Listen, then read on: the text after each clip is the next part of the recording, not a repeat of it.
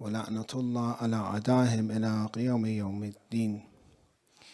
السلام عليك يا سيدتي ومولاتي يا سيدة النساء العالمين يا فاطمة الزهراء.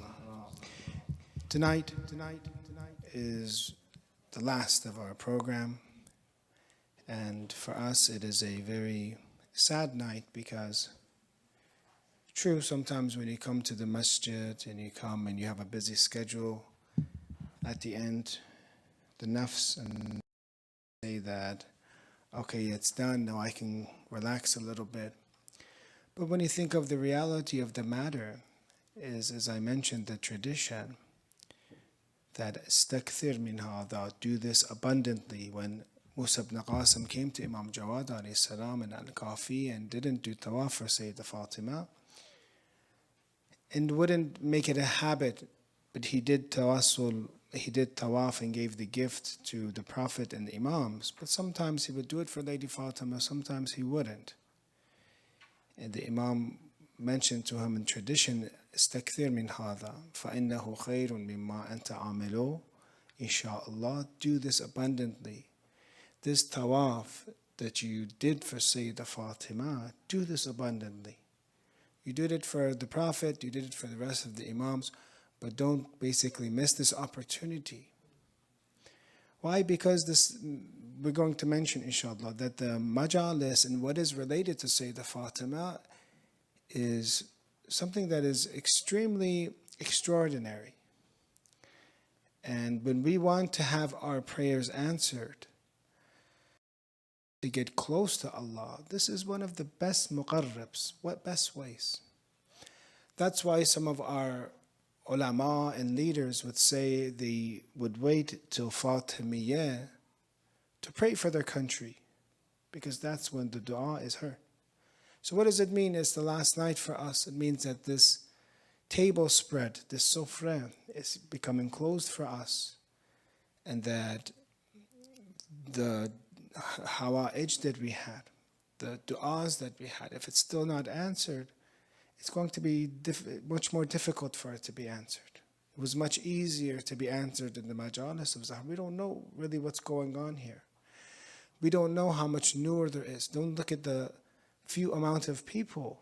Always look at the amount of angels that are in these majalis. Look at the power that these remembrances have. I said the story that one of the scholars was mentioning that I always thought that when I would go to the majlis of Sayyidah Fatima, that I'm at the headquarters of the world. I feel that this is the headquarters of the world because this is where everything is happening. And then he says, why is this not so? When I am sure that Imam al-Zaman is not indifferent to these gatherings. How can Imam al-Zaman be indifferent to the gatherings that are for his mother? When everyone, and at least the location where we're living, how many few, there should be more, but how many few majalis are there for Sayyidah Fatima? And how estranged was this holy lady? You know, when a child like Imam Hassan and Imam Hussein alayhi salam, they want to grieve for their mother, how hard is it that their mother did not have a funeral? They did not have a funeral. They wanted to go and visit the grave. How are they going to visit when people would find out where she's buried? They would see that the people of Medina, it's like another day for them. Life goes on. So for us to understand why is it that tawassul of Sayyidah Fatima has been so emphasized, a few things before we continue with her speech. One is the power, we said, spiritual power of Sayyidah Fatima. She is the kuf of Ali alayhi salam. She is the peer. If Imam Ali alayhi salam was not created, there would be no one for Sayyidah Fatima. So whatever manaqib and fada'il of Ali alayhi salam you give, it is also for Sayyidah Fatima because they're peers. How many manaqib is there for Imam Ali? How many from all, not only Shia books, Ahmad ibn Hanbal in his Musnad, who brings thousands of narrations, says no Sahabi, he's Sunni himself, No Sahabi has amount of manaqib as Amir al-Mu'mineen alayhi salam. So therefore we see that in such a case, when remembering Imam Ali, when you think of the position of Imam Ali, at the same time you're praising Lady Fatima. Look at this tradition that we have in Bihar al-Anwar. It says, ثُمَّ يَقُولُ جِبْرَائِيل, when Lady Fatima wants to enter heaven. This is one of the reasons why we can say the Imam, and understand this, that the Imam wanted us to do things for Sayyidah Fatima, for Hazrat Fatima alayhi salam. When she is entering heaven, she waits. She's a mother. She waits. Even though everyone would wish they would go into heaven. You know, Ayatollah Bahjat has something interesting he says about death. They say that death, for those that are good, when they go to the hereafter, they wish they would have died sooner. Because they see the hereafter, say, this was so great. How come I lived so long? I wish I would have died, came here earlier. It says about death, also those that are evildoers, they wish so that I wouldn't do so many sins. My hands would have been cut off, I wouldn't do so many sins. Everyone is entering heaven. They're waiting after all these difficult tests, entering heaven. Of course, Ahlul Bayt alayhi salam are the first ones to enter heaven. The Prophet and his family. And there it is mentioned that ثُمَّ يَقُولُ جِبْرَائِيلَ عَلَيْهِ السَّلَامُ يَا فَاطِمَةَ سَلِي حَاجَتِكَ. Ask for your hajat. She does not enter heaven. فَتَقُولِينَ يَا رَبِّ شِيعَتِي. What about my followers?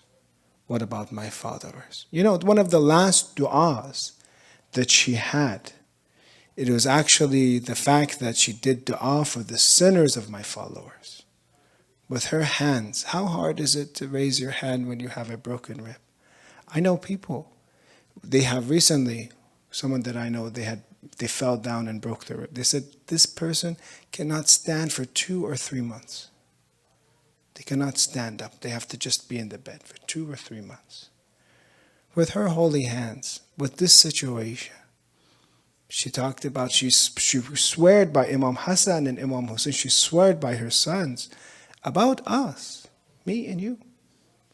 She remembered us during the most difficult of times. Why do we not remember her? She is remembering us before entering heaven. And the tradition says, what about my followers?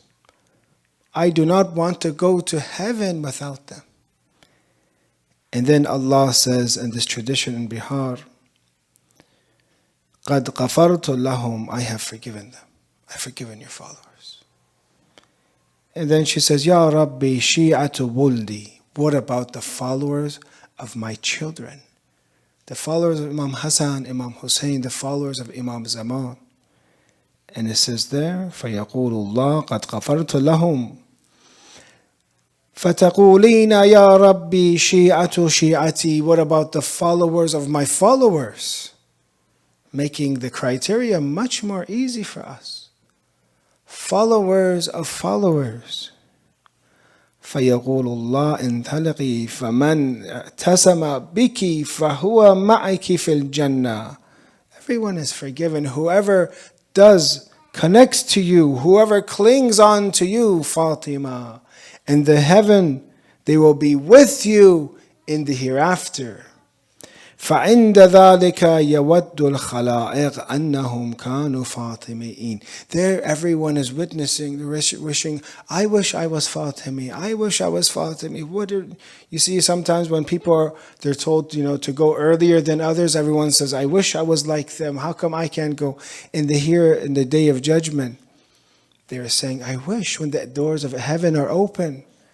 Everyone wishes to be of the Fatimiyun. But brothers and sisters, if you want to be of the Fatimiyun, you have to be of the Fatimiyun in this dunya. That is one of our codes. That is one of our codes. To be Fatimi means you have an entire city that does not want to listen to you, but you do not care. You choose the akhirat over dunya. You choose the oppressed over the oppressor. That's what it means to be Fatimi. She chose the oppressed person over the oppressor. She chose Ridwanullah, the satisfaction of God, compared to the satisfaction of people. They don't like me, it's okay if they don't like me. I want Allah to be satisfied with me. The oppressed, I need to help the oppressed. I need to help the Imam of the age.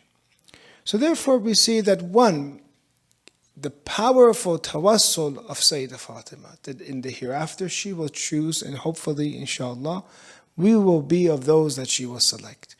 Two, one of the reasons to emphasize her name and her tawassul from the narration in Al-Kafi is because they tried whatever they can to erase her from history, to not bring her name. I mentioned this story, Al-Nabi Amini, great scholar. We have alhamdulillah Hajjaghay Amini here, but we have Al-Nabi Amini, that at that time he was invited to Mecca with scholars. And each scholar was said to mention a hadith from Rasulullah. Al-Nabi Amini mentioned that whoever dies without the of the Imam on their neck will die Jahiliyyah. Whoever dies without the bay'at of an Imam, without the allegiance of an Imam, will die the death of a Jahil, of a person that died in. Asked this to all the scholars present there. You know the position of, Sayyidah Fatima. Who did she do bay'at of? If they say, God forbid, they will never ever say this because she's Sayyidatun Nisan Sahih Bukhari. They know she's the best lady ever. They say for sure she had to have bay'ah. They cannot say she did not have bay'ah. So she chose somebody. If they say Ali alayhi salam is over, then they know that was the right choice. And if they say another, the first, they know that according to Sahih Bukhari, that's wrong because she didn't speak to him.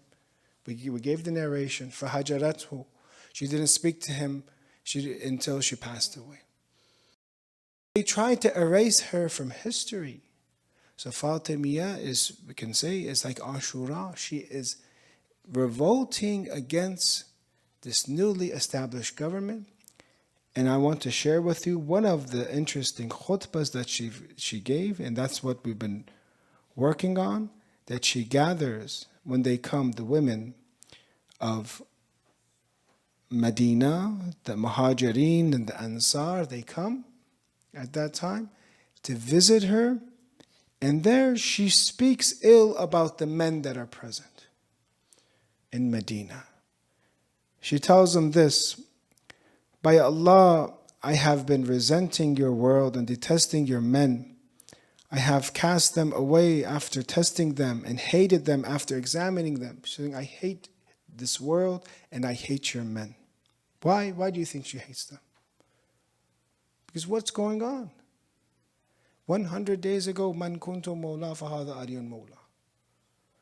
Narration after narration about Imam Ali alayhi salam being the successor of Rasulullah. Mentioning that I am detested by your men. Then she goes on, and the entire purpose of those that were present these last 4 nights, last 3 nights and tonight, she talked about what would happen if they followed Ali ibn Abi Talib. What would he do? She mentions this to tell. And very beautifully she says, وَتَاللَّهِ لَوْ مَالُوا عَنْ مَحَجَّةِ اللَّائِهَا وَزَالُوا عَنْ قَبُولِ الْحُجَّةِ الْوَاضِحَةِ. By Allah, if they turned away from the reign which the Prophet had handed over to him, Imam Ali alayhi salam, you understand, he would catch it tenderly and he would move it without harm or worry. If they let go of this reign, of this animal, of the Khilafat, because when they ride an animal, you have the reins. If you let go of this, then at that same time, what would happen is that you would be able to, Imam Ali would be able to move without harm or worry. He would lead them to a fresh flow font and would return them with satiety, while he himself would not profit from anything. He would reach have them reach pure water, clean water, a fount.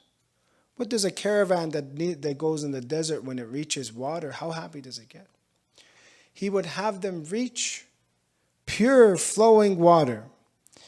And then she mentioned this verse, وَلَوْ أَنَّ أَهْلَ الْقُرَىٰ آمَنُوا وَاتَّقُوا لَتَفَحْنَا عَلَيْهِمْ بَرَكَاتٍ مِّنَ السَّمَاءِ وَالْأَرْضِ. If Ahlul Qura, if Mecca, the people of Mecca believed, they would reach the barakat of the world in the hereafter. So we understand from this beautiful speech a few things, and we talked about them, and tonight is the conclusion, that one is people need to choose Imam Ali. People are free. We talked about the first point, people are free. Imam Ali alayhi salam did not force them. You have to, he did not unsheath his swords, or you have to listen to me. No.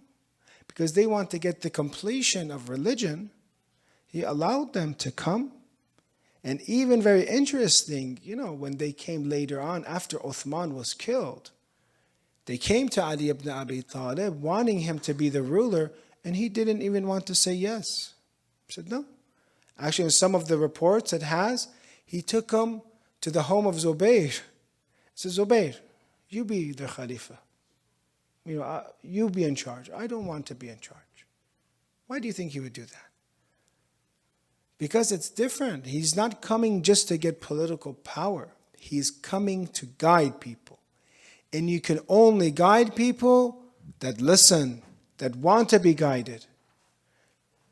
If somebody does not want to be guided, it doesn't matter however much you spend your time yelling and teaching, and do not become guided, they're not interested.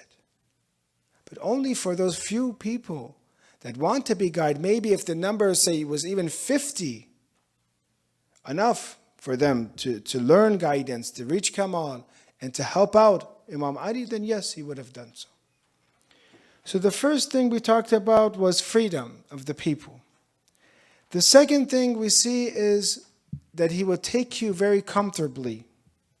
That mentioning in the narration, that he would take them very comfortably without it hurting you, without any hardship. And we said that's how Islam, it's a religion that does not put too much pressure on you. We gave the example of driving. When a person drives a car, at the beginning it's a little tricky. And then when you get used to it, it's automatic. And you're talking on the phone.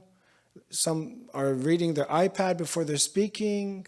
They're doing all things except for, focusing on the road, because it's automatic. So it becomes easier. Islam at the same time, when it becomes automatic, praying on time, praying, not doing haram, how the traditions tell us is get used to things. When you get used to certain behaviors, it becomes easy. Maybe the first day is hard, second day is hard. But when you put away that haram habit, then it's gone, it's gone. You just don't have to go back to it. The third thing we learned from this is that we talked about this question. You're so lucky tonight, not because of this, but compared to others, I'm giving a conclusion, a summary of what's going on, so you could just listen to this night and you didn't have to be there for the other ones. So the third thing is, Imam Ali says, I will give you dunya. I would say the Fatima. Basically, he would give barakat to some. He would give them barakat in this world, we understand, in the hereafter. And we ask this question, is it good to have dunya? Is it good to have barakat in this world? And he says, yes. And we gave that tradition that actually you should work for the dunya. Of course, for the intention of the akhirat. You should not be lazy when it comes for your income. Was Imam Ali alayhi salam was a zahid after he had an abundant amount of income, but when he came to gaining income, he was never lazy. He was always working hard. So you see that, getting capital, gaining capital, working hard at what you are, that is a tradition that we shared from Imam Baqir alayhi salam, that he mentioned that he does not like a person that does not work for their dunya. We always think in our communities, many people think that, oh, dunya, that's something bad. Don't go to work as much, skip out, don't study too hard. In some places we know they cancel school all the time, they cancel work all the time. But look at this tradition we have from Imam Baghna al-Kafi. إني لأبغض الرجل أن يكون كسلان. So I have hatred of such a person, أن يكون كسلانا عن أمر دنياه, from Imam Baghna. A person that is kasal, person that is lazy, doesn't want to have energy to do anything. That person is one that the Imam's mentioning that these are people that I do not like. I have bughz. And then he says, وَمَنْ كَسَلَ عَنْ أَمْرِ دُنْيَاهُ فَهُوَ عَنْ أَمْرِ آخِرَتِهِ أَكْسَلُ. And whoever is lazy in the world is also lazy in the hereafter. So this was the third thing we mentioned. Now the fourth, so dunya for us is good. Dunya for us is great. The first benefits of Islam is in this dunya. It's not a religion that says, we leave everything up to you, you're not going to have an effect, and you only see it in the hereafter.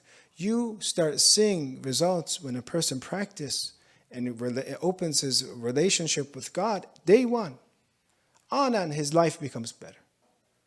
He gets calmness. He gets reliance of God. He gets power. Did you notice that the most powerful of rulers we ever had were the prophets? That the powers and their successors? You get creativity, imagination. You get discipline. You get freedom. And that is what Islam provides. You get freedom from temptations and lusts and passions. You know how to govern and manage your life. Then we talk about this fact is now وَلَسَارَ بِهِمْ سَيِّرًا سُجَهًا, that Imam Ali would take them comfortably. So Imam Ali would, the people, one, have to choose. Two, he would take them comfortably. Three, he would make their dunya like heaven, their world like heaven. And the fourth, he would make their akhirat, he will save them. But they missed out. Questions we have here is, when you look at some people that are extremism, or people that are not balanced. We have people in history that never balanced things. When it was a time, for example, to help the Imam, they're busy reciting Quran, like the Khawarij. We have people today in this time that they do not understand their wadifa and taklif right. That when it is a time, for example, a family time, it is time to make up. You're fighting, for example, with your spouse, and it's time to make up with your spouse and to make things, good again. Instead of that time, you start reading Quran, doing salah. Keep doing salah. And you notice what a nice salat that is. Now I'm upset with my wife, or my wife is upset with me. There's actually traditions that talk about shaitan comes when a person does bid'ah or innovation. He comes and makes that act of worship very sweet. So we learned that Imam Ali alayhi salam is siratan mustaqim, that path, that government that he was going to lead people, balance. It was not going to be extreme at all. It was going to be at times harsh when it needs to be harsh, and many times soft and merciful when it needs to be soft and merciful. One of the people that actually we see, and this is a problem, that if a person is not balanced, if a person does not find their taklif, then they can get a disease. They can be infected. Many good people in history were infected. Why? Because they were not balanced. They didn't find what their duty was. I'm going to give the example of Zubayr, for example. Zubayr was one of the great companions of Imam Ali alayhi salam. He was actually one of those that was in the house.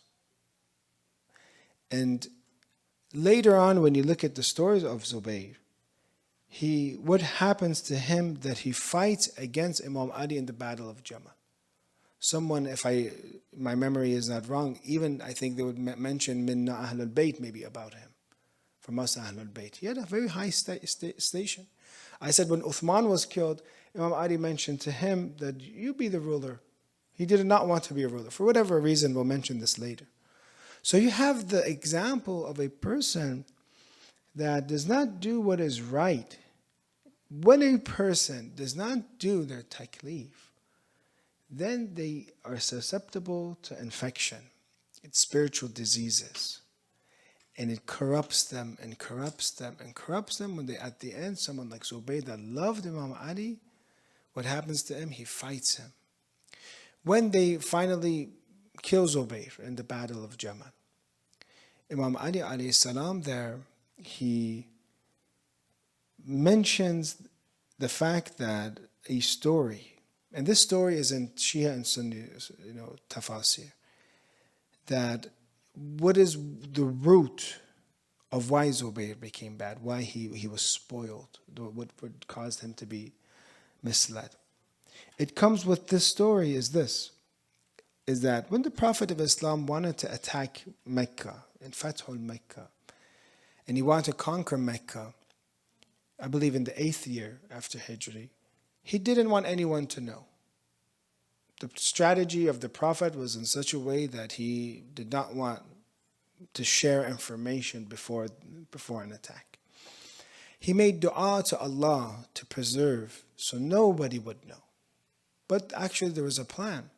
One of the people by the name of Hatib ibn Abi Tal'ata, he was a person that participated in the Battle of Badr. He sent a lady with a letter because he would go to Mecca often because he didn't have a place to stay there.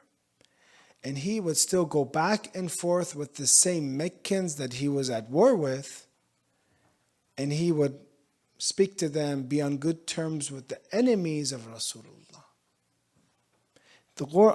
This ayah comes actually from Tafsir Qawmi, mentions, if you look at the Surah Al-Mumtahina, the first verse, it's about him. It's about this person, Hatib ibn Abi Bal'ata. Ya ayyuha alladhina amanu la tattakhadhu aduwi wa aduwikum awliya. O you who have believed, do not take my enemies and your enemies as allies, extending to them affection while they have disbelieved in what came to you of the truth, having driven out the Prophet and yourselves only because you believe in Allah, your Lord. If you have come out for jihad in my cause and seeking means to my approval, you confine to them affection, but I am most knowing of what you have concealed and what you have declared. And whoever does it among you has certainly strayed from the soundness of the way. So Allah is informed with what they conceal.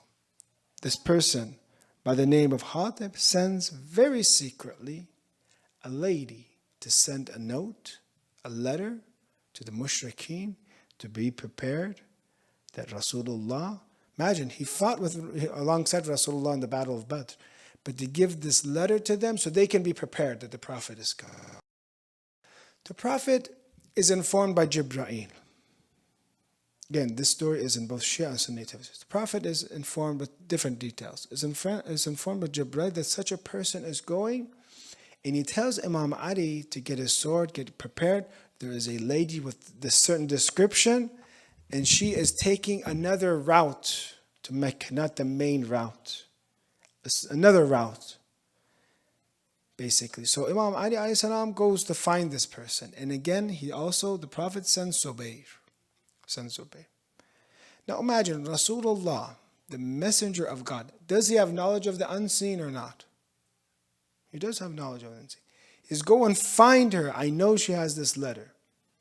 So if it was us, even today with this limited amount of knowledge, if we caught up to that lady, what would you do? You wouldn't let her go easily. Say, Rasulullah says she has a letter, go and find it. So Zubayr comes and talks with her, spends, asking her questions, and he says, you know what, I don't think this is her, she doesn't have it. Even though there is, identification and there's basically no one else on that route, it was just her. But now this is one Imam of Zubayr at that time, who was a good companion at that time. Then you see the Iman of Imam Ali. And this is what causes people to have hatred of Imam Ali, because whoever compares himself with Ali ibn Abi Talib, there's two routes for them. Either submission or jealousy. Either you're going to submit to Ali because nobody is greater than him after Rasulullah, or you're going to be jealous of him. So then Ali knows this is the instructions of the Prophet, takes out his sword and threatens her, because she's a spy. She's going to go to Mecca and reveal this important plan. And it's Ali ibn Abi Talib. She should be scared. And says, okay, finally she says, fine. Turn away. She turns away, opens her hair, takes the note which she hidden in her hair. Now which man would find that out? And gives him the letter and reveals. There, Imam Ali, that is when Zubayr's jealousy started with Imam Ali. That he tried, and he thought, oh no, it seems like it's okay, she's telling the truth, it's okay. But Imam Ali believed in Rasulullah so much that there's no doubt in this command that he has. He did not hesitate for 1 second. And many other stories that you read about Imam Ali's belief, because the people's belief in the Prophet of Islam was weak at that time. Was weak. Some were strong like Imam Ali, but generally if they were strong, they would not have done this to Sayyidah Fatima. Sahih Bukhari says, the narrations about the companions, you don't know what they did after you. They would not have done this. There are traditions, you can look in history, that many of the companions, they even drank alcohol after alcohol was prohibited. They stopped Rasulullah for giving his last hadith to write for them something they'll never be led astray. They said he's talking nonsense. So Imam Ali said that this jealousy of Zubayr came because Imam Ali's conviction in helping the Prophet was so strong, nobody was like that. So you see, people become, in a way, spoiled when they don't understand that taklif. What was Zubayr's taklif? To listen to Rasulullah, to submit to him. And that is why, my dear brother and sister, to wrap up this discussion, do you see the difference now if Imam Ali would have led than anyone else leading? So the question that comes at hand is this. Didn't Imam Ali, you say that the government of Imam Ali would have been so beautiful, would have been so great. Didn't he rule from, say, 5 years?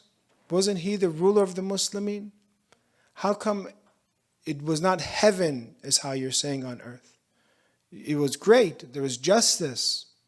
But how come when you compare this, to what these sayings are, that everyone would have had barakat as-sama'i wal ard, for example, it wasn't like this for everyone. The answer to this is this answer is, look, when they came to Imam Ali, they came to choose him as a person that was elected. They did not come to Imam Ali as an imam.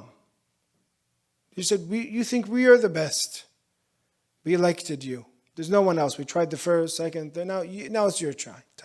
And that's why we said one of the reasons Imam Ali didn't even want to accept their bay'ah, because he said that they're not coming to me. I am the imam. And the example some say is this. Imagine you have property, you own property. It's yours already. And someone comes to you and says, can you hold on to this property? And you're looking like this, well, that was already my house. What are you doing? You're giving it back to me so I can use it, so I can rent? For example, here's a house for you, you can rent it. But you say, okay, that's my own house. The imamat and position of wilayat was for Imam Ali. Now you're coming back to him and saying, no, we elected you. So it's with this interpretation and with this belief that it's different when people come to you as you're an elected official than when you're coming to the fact that you're an imam that is appointed by God. So that is one answer that we say that. And the second answer is that they had done so much derailment and distorted Islam so much that that belief after this 25 years, people's mentality and their beliefs had changed so much that they wanted different things. They were not sincere anymore, they were derailed. We said even salat was performed not in the correct way. The Imams revived salat, tawheed of God, tafsir of Quran, theology, aqa'id, ahkam, all of this was changed in 5 years. But what we are talking about tonight, and what Sayyidah Fatima, we understand her to say, is what would have happened if they immediately followed Imam Ali as an Imam. He had the capability. I gave 5 C's. I won't say them tonight because we're running out of time. I'll let you, inshallah, go. But remember the 5 C's that when they came to talk about the survey, that they talked about the best of rulers, they had 5 qualities and capabilities that we said that Imam Ali had all of them. 1 is committed leadership. 2, clear purpose and priorities. 3, candor and coordination and delivery. 4, compelling communication. And 5, capability for change. And Imam Ali had all of this and would have turned in this world into a very beautiful place. And we today are here suffering from whatever happened because of Saqifa. The tradition from Imam Sadiq says even the amount of blood from hijamat. I don't know here, has anyone done hijamat? How much blood comes out in hijamat? Cupping. How much blood comes out in cupping? It says in cupping, it depends on your shape, I guess, the blood. How dirty the blood is, the cholesterol level maybe, I don't know. But it says even amount of blood of hijamat, Imam Sadiq says, whatever blood is shed, those of Saqif are responsible, Imam Sadiq hadith says. Because they derailed, they took control of this caravan, and instead of Imam Ali taking it to this pure fountain and everyone would be satiated, they took it to murky and diseased water that at the end caused, you see what it caused us to now that we are in this position today. So we thank Allah that we were able to talk a little bit about this.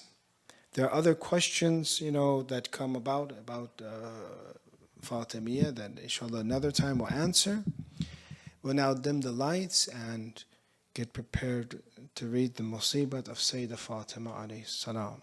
I ask sincerely all of you to keep us in the dua and especially pray for Imam Mahdi. When we talked about this perfect government of Imam Ali, alhamdulillah that we have Imam Mahdi, and that whether we like it, we do like it, whether people want it or not, like it or not, eventually the government of Imam Mahdi will appear in this world. And those descriptions that Sayyidah Fatima gave about the government of Imam Ali will happen for the government of Imam Mahdi. Let's recite salawat ala Muhammad wa ali Muhammad wa ajal.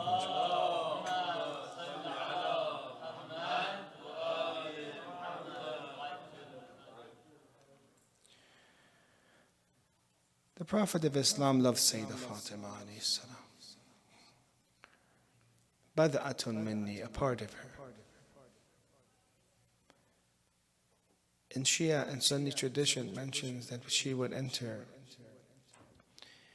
the majlis, the Prophet of Islam would stand up for her. So Rasulullah stand up for her. He would give his own place, offer his own place to her. That's the place of the Prophet. He would kiss her out of respect. This is the way that Sayyidah Fatima lived and was treated while Rasulullah was alive. And how sad she was when the Prophet of Islam tells her something in the ear and she begins to cry. And tells her, the Prophet of Islam tells her something else and she begins to smile. One of the wives of the Prophet comes to her and asks, she's confused, why is she crying and then smiling so fast? Later on, they find out that Sayyidah Fatima revealed to those that deserved it that Rasulullah told me that soon I will be leaving this world. And she begins to cry. Soon, basically, revelation will be gone. Soon, your loving father will be gone. One of the reasons she cried was Faqdul Nabi. She had lost her father during this time period. Nobody came who came to her and said, condolences, Ya Sayyidah Nisa. Your father did so much for us. We send you our condolences. Who did this? And the second thing that made Sayyidah Fatima smile now was that the tradition that soon you will be the first one to join me. I will leave this world, but you will be the first one to join me. And she smiled. She loved Rasulullah so much. What happened after Saqifa? That time period of respect and honor of the house of Ali and Fatima. What happened? That now they're at the door of Sayyidah. Men are there. Men can have answered the door. But she has to answer the door. Allama Amini says maybe they would have haya. That is why she came to answer the door. Maybe they would have shame. In the tradition I'm going to read tonight is from Juwayni, Fara'id al-Samtain. It is a Sunni tradition, not a Shia tradition. The Prophet of Islam saw Lady Fatima and began to cry, and they asked her, why are you crying? And he's telling of his foreknowledge, what's going to happen to her. In Sunni tradition. I'm crying because of this, basically. وَإِنِّي لَمَّا رَأَيْتُهَا ذَكَرْتُ مَا يُصْنَعُ بِهَا بَعْدِي. I am crying because I remembered what will happen to her after me. He was informed. He knew they would do this. In some of the traditions of Mi'raj, Rasulullah was informed that they would oppress his family, and still he accepted prophethood. He still accepted his mission. كأني بها وقد دخل الذل في بيتها. As if I am here, Sayyidah Fatima, when they entered your house, Rasulullah was watching. Rasulullah was informed when they entered your house and lowliness comes. الذل enters your house.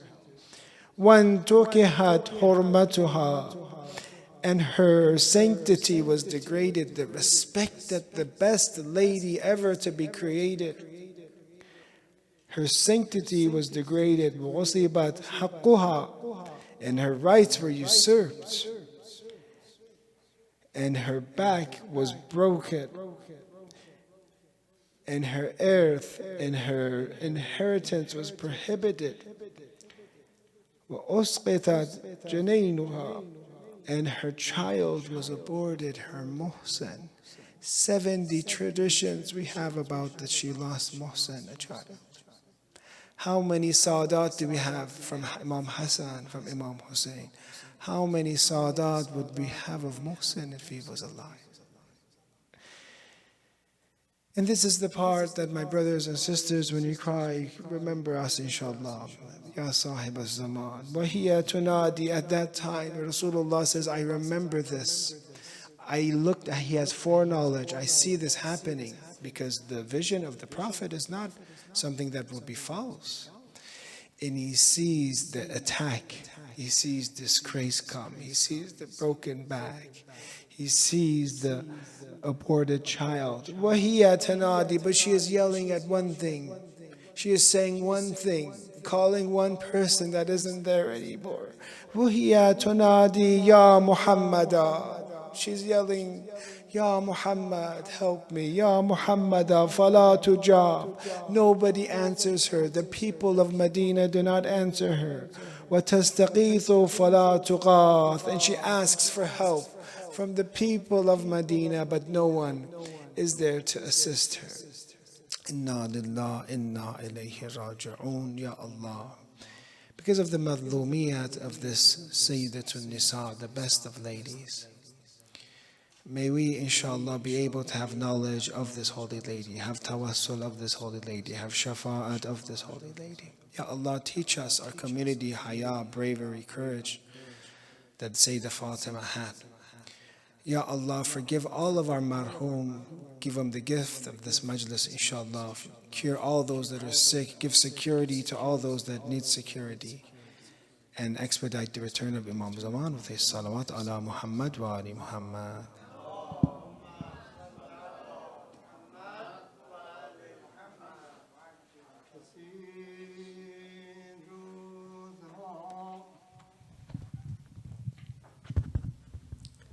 از حال بیمار